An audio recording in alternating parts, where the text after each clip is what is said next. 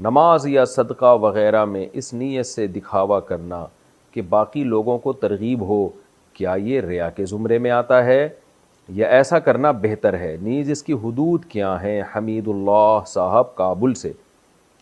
دیکھو قرآن میں اللہ نے بیان کیا کہ ہمارے نیک بندے دکھا کے بھی صدقہ کرتے ہیں، چھپا کے بھی کرتے ہیں۔ چھپا کے کیوں کرتے ہیں؟ اخلاص کی وجہ سے۔ دکھا کے کیوں کرتے ہیں؟ لوگوں کو ترغیب دینے کے لیے۔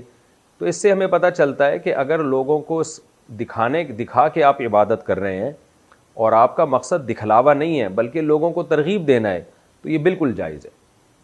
تو نماز دیکھیں حدیث میں آتا ہے نا، اپنے گھروں کو قبرستان نہ بناؤ، گھروں میں بھی نماز پڑھا کرو، یعنی سنتیں۔